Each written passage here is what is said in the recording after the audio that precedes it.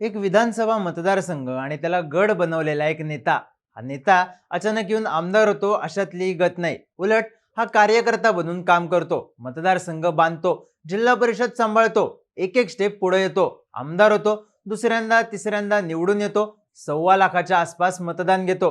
कार्यकर्ता म्हणून पुढे आलेली व्यक्ती 3 टर्म आमदार बनते, राज्यात मंत्री बनते आणि अचानक इलेक्शन मध्ये याच नेत्याचं तिकीट कापलं जातं. यानंतरही हा नेता आपल्याऐवजी देण्यात आलेल्या उमेदवाराला निवडून आणतो. साहजिकच चर्चा होते एका कार्यकर्त्यानं एका मतदारसंघाला गड बनवल्याची. ही स्टोरी आहे चंद्रशेखर बावनकुळे यांची. सध्या महाराष्ट्र भाजपचे प्रदेशाध्यक्ष म्हणून बावनकुळे सगळ्या राज्यात चर्चेत असले तरी त्यांच्या होम ग्राउंडमध्ये परिस्थिती काय आहे? एका बाजूला देवेंद्र फडणवीस नागपूरमध्ये जातीय समीकरणांच्या ट्रॅपमध्ये अडकतील अशी चर्चा असताना बावनकुळेंना डाव सोपा असल्याचं का बोललं जात आहे?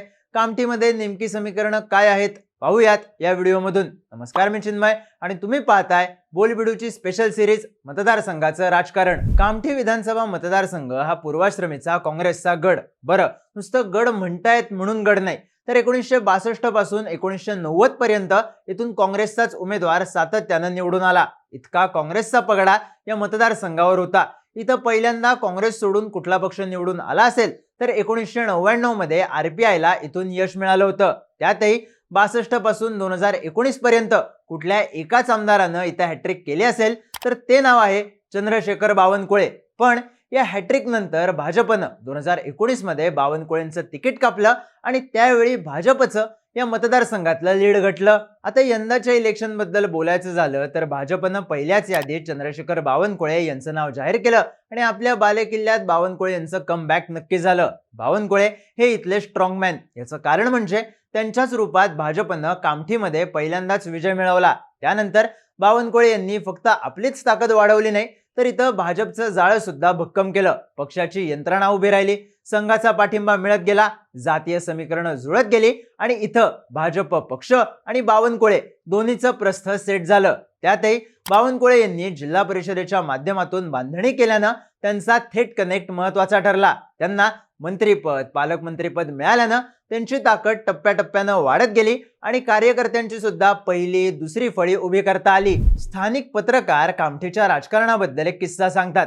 बावनकुळे जेव्हा आमदार झाले तेव्हा त्यांचे जिल्हा परिषदेच्या राजकारणातले उत्तराधिकारी कोण अशी चर्चा झाली होती. त्यावेळी एक नाव नक्की झालं, ते म्हणजे सुरेश भोयर, बावनकुळे यांचे निकटवर्तीय समजले जाणारे कार्यकर्ते. आता हा जुना किस्सा पुन्हा चर्चेत यायचं कारण म्हणजे यंदा कामठीमधला सामना हा चंद्रशेखर बावनकुळे विरुद्ध काँग्रेसचे सुरेश भोयर असा होणार आहे. भोयर यांना 2019च्या पराभवाचा वचपा काढायचा आहे, तर होम ग्राउंडवर कमबॅक करण्यासाठी आणि पुन्हा विधानसभेत जाण्यासाठी बावनकुळे उत्सुक आहेत. त्यामुळे सामना जुन्या सहकाऱ्यांमध्येच नव्यानं होणार आहे. पण या सामन्याचं चित्र नेमकं कसं असेल तर 2019 मध्ये बावनकुळेंना तिकीट नाकारण्यात आल्यानंतर फक्त कामठीमधलाच नाही तर सगळ्याच विदर्भातला तेली मतदार भाजपवर नाराज झाल्याची चर्चा झाली. या गोष्टीचा फटका म्हणजे भाजपला विदर्भात 44 जागांवरून 29 जागांवर यावं लागलं. बावनकुळेंनी कामठीची जागा निवडून आणली पण त्यांना डावलल्यामुळं पक्ष संघटना भाजपच्या नेतृत्वावर नाराज असल्याची चर्चा झाली. विधानसभेला आणि लोकसभेला कमी झालेलं लीड ही भाजपसाठी धोक्याची घंटा होती. त्यामुळेच भाजपनं 19ची चूक सुधारत तिथून बावनकुळे यांना मैदानात उतरवलं. त्यांच्या उमेदवारीमुळे पक्षाची यंत्रणा आणखी जोरात ऍक्टिव्ह झाली. आता ही यंत्रणा घरोघरी पोहोचलेली, शांतीत क्रांती करणारी आणि कमळ चालवून दाखवणारी. साहजिकच स्वतः बावनकुळे मैदानात आहेत म्हणल्यावर फाईटचा पहिला राऊंडच संपून जातोय अशी चर्चा मतदारसंघात आहे. याचा अर्थ इथं काँग्रेस टिकणारच नाही का? तर तसं नाही. आता सुरेश भोयर यांचे वडील यादवराव भोयर हे इथले 2 टर्मचे काँग्रेस आमदार. भोयर भाजपमध्ये आले, बावनकुळेंनी त्यांना बळ दिलं.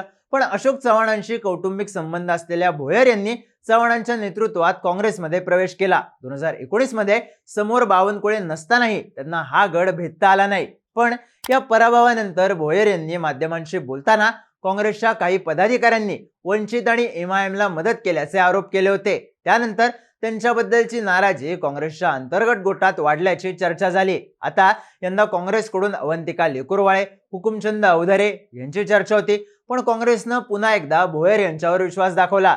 त्यामुळे ताकद असली तरी काँग्रेसमधली अंतर्गत नाराजी वाढणार का, हा मुद्दाही महत्वाचा आहे. भाजपसाठी यंदाची निवडणूक ही जशी बावनकुळे यांच्या करिश्म्याची आहे, तसाच आणखी एक महत्वाचा अँगल हा जातीय समीकरणांचा आहे. मग या समीकरणांमध्ये नेमकी कुणाची बेरीज बसते, तर कामठीमध्ये तेली समाजाची संख्या मोठ्या प्रमाणावर आहे. स्वतः चंद्रशेखर बावनकुळे हे तेली समाजातून येत असल्यानं हा त्यांचा हक्काचा मतदार समजला जातो, जो त्यांच्या पाठीशी ठामपणे उभा राहतो, असा इथला इतिहास आहे.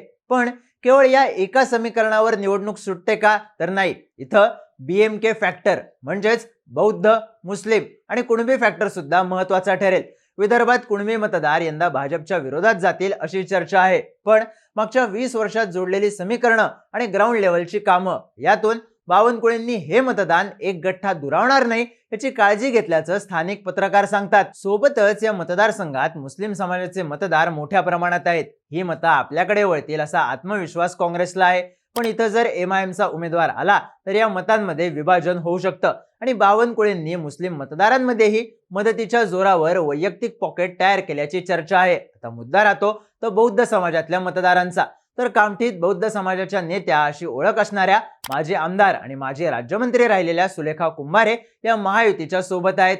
साहजिकच तेली प्लस बौद्ध प्लस मुस्लिम आणि कुणबी मतांचं पॉकेट ही बेरीज बावनकुळे यांना लावता येऊ शकते. तर कुणबी आणि मुस्लिम मतं एक हाती आपल्याकडे फिरवण्याचा प्रयत्न करण्यावर भोयर यांचा भर असेल. कामठी मतदारसंघात बावनकुळेंच्या विरोधकांची फार चर्चा होत नाही. यामागचं कारण म्हणजे आमदारकी आणि स्थानिक स्वराज्य संस्था सांभाळत असताना बावनकुळे यांच्या नेतृत्वात विरोधी पक्षातल्या अनेक नेत्यांचा, कार्यकर्त्यांचा भाजपमध्ये प्रवेश झाला. त्यामुळे ग्राउंड लेवलला बावनकुळे यांच्या नेतृत्वात भाजप स्ट्रॉंग होत गेली. त्यांच्या विरुद्ध लढायचा आत्मविश्वास काँग्रेसला स्वतः बावनकुळे रिंगणात नसताना झालेल्या 19च्या विधानसभा निवडणुकीवेळीच आला.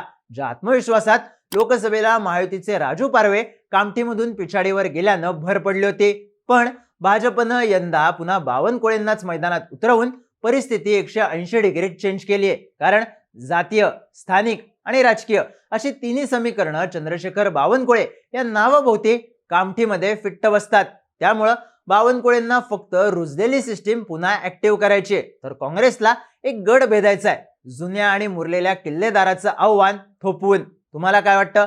कामठीमधली समीकरणं नेमकी काय असतील? तुमची मतं आणि प्रतिक्रिया कमेंट करून नक्की सांगा आणि माहितीपूर्ण व्हिडिओज पाहण्यासाठी बोलबिडूच्या YouTube चॅनलला सबस्क्राईब करायला विसरू नका.